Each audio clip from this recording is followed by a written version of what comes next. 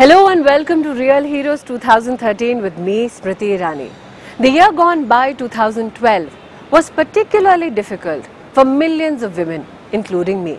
And in the midst of all this anguish, we bring to you today stories of ordinary women who, through extraordinary efforts, have brought change to the lives of many. Nobody woke up one fine morning and decided to get into the sex trade, that they were trafficked, and that's what is likely to happen to the children if we do not give them an opportunity. हम इतिहास बनाना चाहते हैं कि हम लोग एक दिन पैदा हुए थे तो हम लोग कुछ करके मतलब जाएंगे, गुजरेंगे. This organization is beautiful. The people are unnaturally beautiful and the cause is beautiful.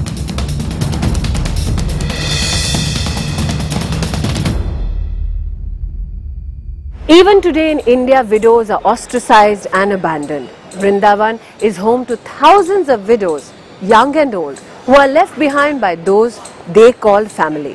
My first hero is Dr. Lakshmi Gautam, who made these widows her family. They are the widows of Vrindavan. Women who are a constant reminder of an age-old tradition that's unchanged by time. It's believed if these widows devote their lives to Lord Krishna, then someday the Supreme Power will free them from the cycle of life and death, and they'll attain moksha. I have come to Vrindavan to attain peace. I have no one else to go back to.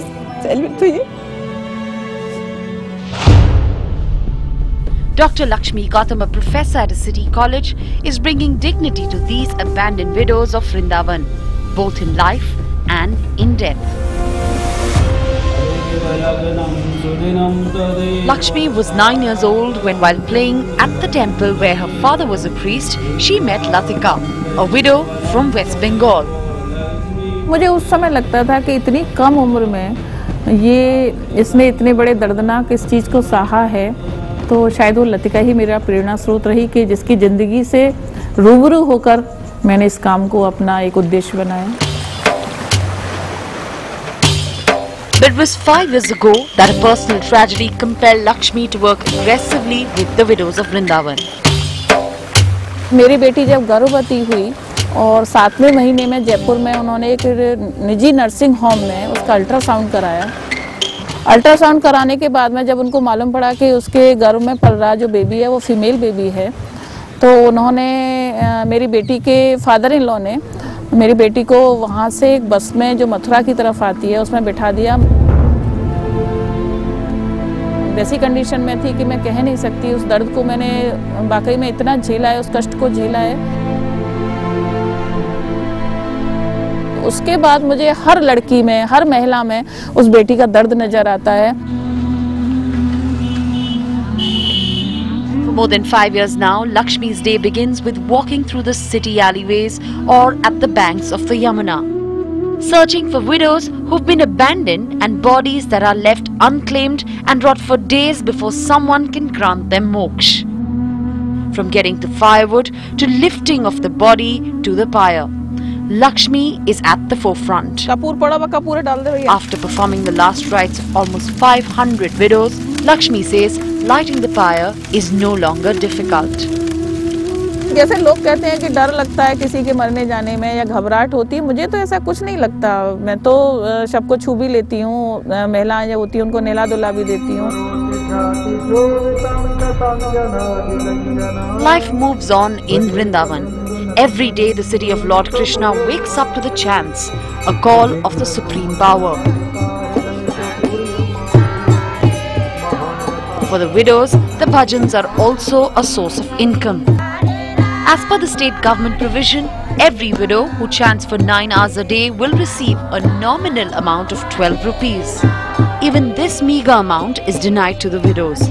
That's when Lakshmi advocates and helps them file their papers and guards them from corrupt officials.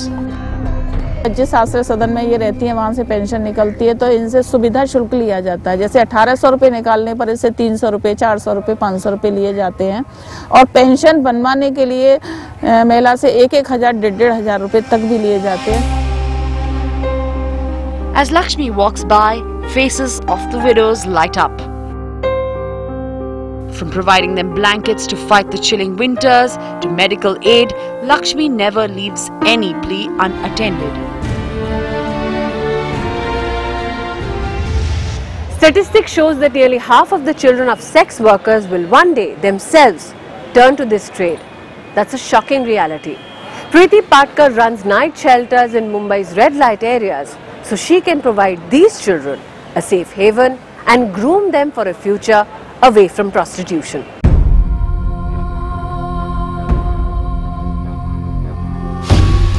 Statistics show 40% of female sex workers in India enter the trade before the age of 18. And of the 2.8 million sex workers here, 36% are children. This is an agonizing call for help. It is not a life their mothers chose. It's a life that these children were born into. Children of sex workers are often left to fend for themselves or are mute spectators to the horrors their mothers go through every day. Nobody woke up one fine morning and decided to get into the sex trade, that they were trafficked, that they were forced, deceived, lured and sold into the sex trade. And that's what is likely to happen to the children if we do not give them an opportunity. Saving the children of sex workers, the trauma of a life of abuse and neglect, is Preeti Patkar.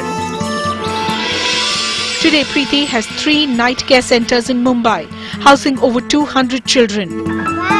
As the sex workers drop their children to go to work, Preeti imparts value education to divert their minds.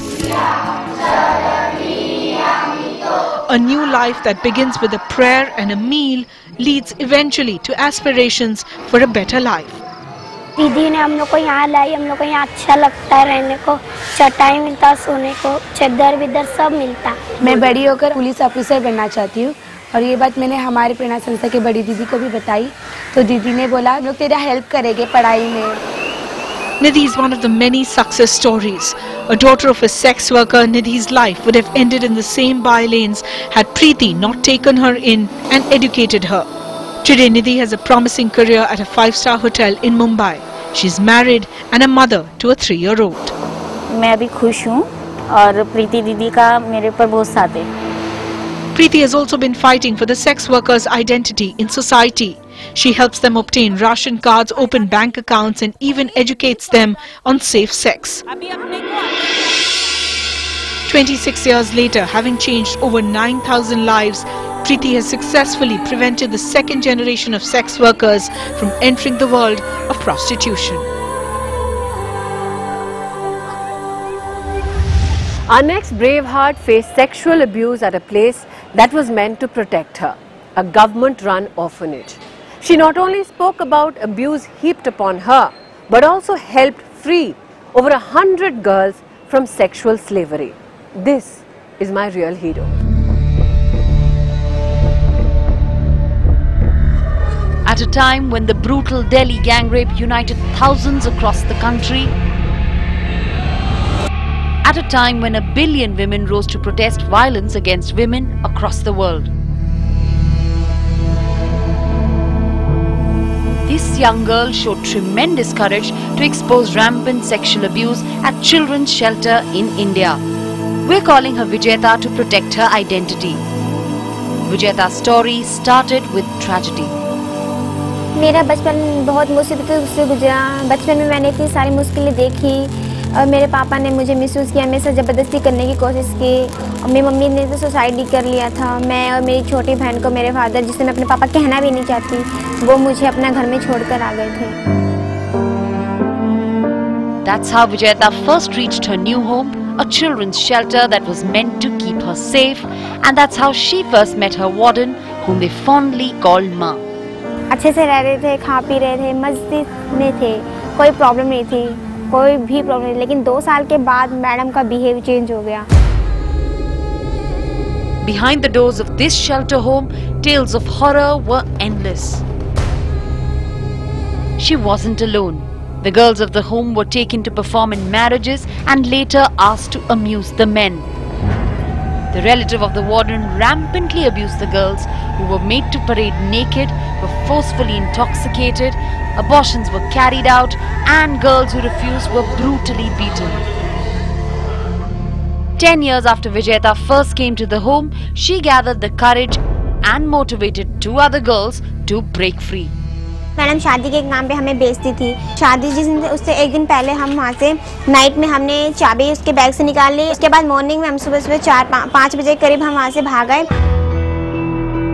With a constant fear of getting caught, Vijayata then took a bus and reached Delhi to call the child helpline.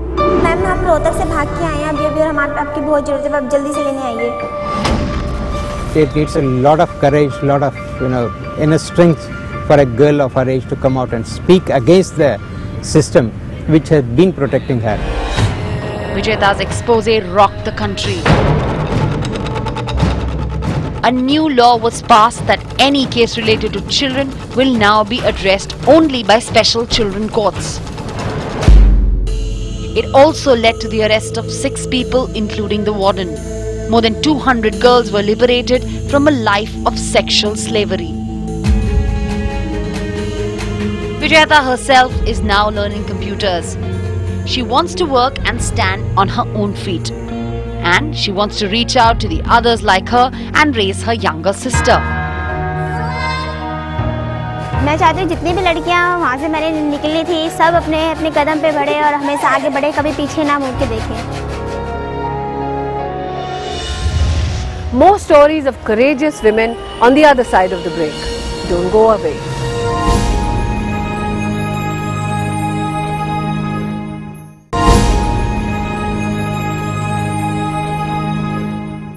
One football, no equipment and zero encouragement. Yet, Bhavani Munda and her team of brave girls are rewriting history in the backward regions of Bengal. These girls truly imbibe the spirit of Yes We Can. They are breaking down traditions and scripting their game. Running against all odds, this ragtag women's football team from Doars in North Bengal has been slowly but surely making their mark. Bringing the girls together is Bhavani Munda. Almost single-handedly, as a 7-year-old, she formed the team in 1993. But putting together a girls' team from the Tea Garden labour quarters, where the girl child is considered a burden and either married off early or made to toil in the estates, wasn't easy. घर में जाके permission लेना पड़ता था कि हम लोग ऐसा काम कर रहे हैं, खेलना चाहते हैं फुटबॉल, तो उसमें हम लोग को बोलते थे कि नहीं हाफ पैंट पहनेगी खेलेगी, तो पता नहीं हम लोग का समाज में क्या बोलेंगे, उसका शादी होगी कि नहीं होगी। Bhavani's inspiration as a 7-year-old was her brother. Today, Bhavani and her sisters run this small tea shop that doubles up as a club. The money is used to run the team. There is no other funding. End of the month, we get about 900 rupees as temporary tea garden workers. Difficult to run a team. What sets apart Doars 11 is the platform of hope it provides for these girls and their victories. It has also led to Shakuntala Orao's journey to the Bengal Under-19 team. I was ill, but I took medicines and played. I have always wanted to play football. The team has no coach, 1 set of jersey, 2 footballs. Sometimes work for a living takes its toll on team training. Yet when they get together, the energy is infectious. हम इतिहास बनाना चाहते हैं कि हम लोग एक दिन पैदा हुए थे, तो हम लोग कुछ करके मतलब जाएंगे, गुजरेंगे। Child labor continues to be one of our nation's biggest curses. Little children exploited for their nimble fingers and made to work long hours without pay. But Saroja Amma put a stop to child labor in silk factories. Here's her inspiring story.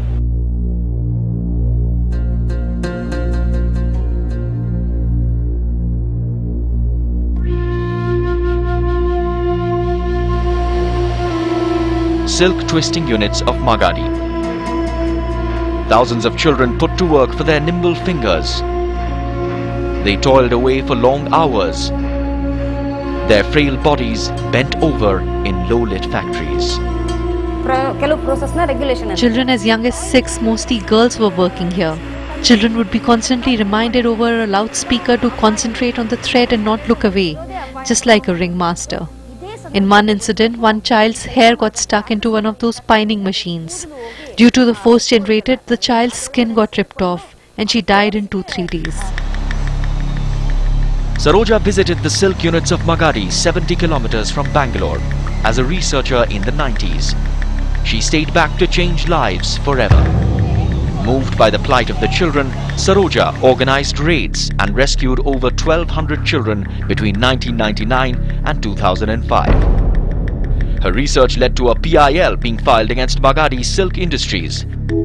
Saroja's efforts have led to over 800 of the 1,000-odd silk factories shutting down. Our approach was raid, rescue, rehabilitation and mainstream school. But we focused more on prevention than rescue. We built up a rapport with the people in the villages to ensure that no child enters such industries.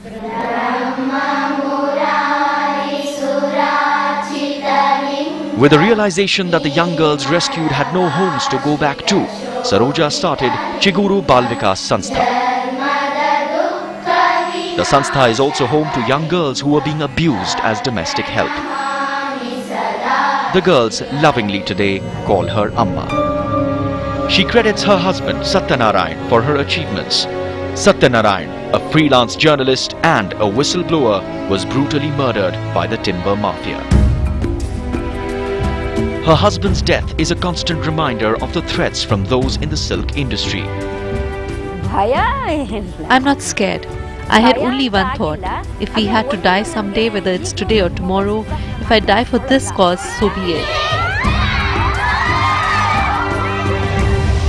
Would you stop to care for a leper on the street?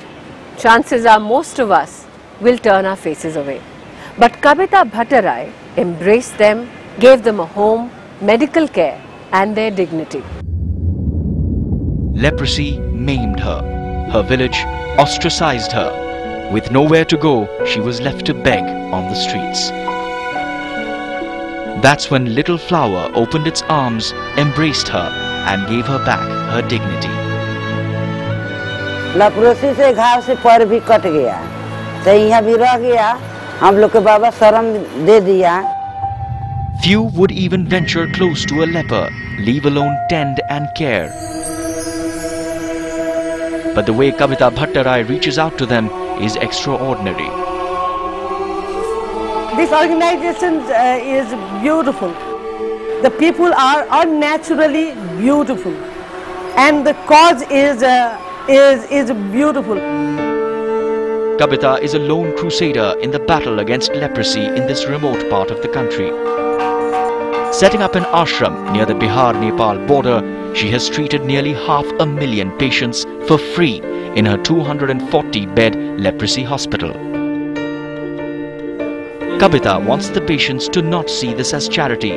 That's why, while the treatment is free, the family members work voluntarily at the fields, handloom units, hospital, school and dairy farms, contributing to the community.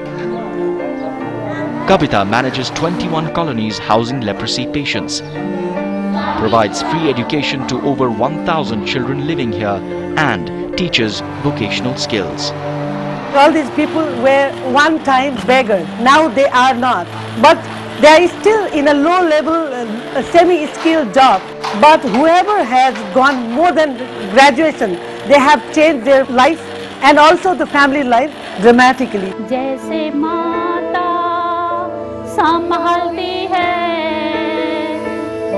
When Kabita's mentor Baba Krishtodas passed away, he left the responsibility of running the ashram on her. Kabita hopes she can fulfill his last wish, to one day make the project financially independent and leave it for the next generation of leprosy patients to run. It was my privilege to bring to you the stories of these courageous women. I'm sure in the next episode, you will find many such inspiring stories and women of courage. To contribute to their work, log on to realheroes.com. Until next time, take care.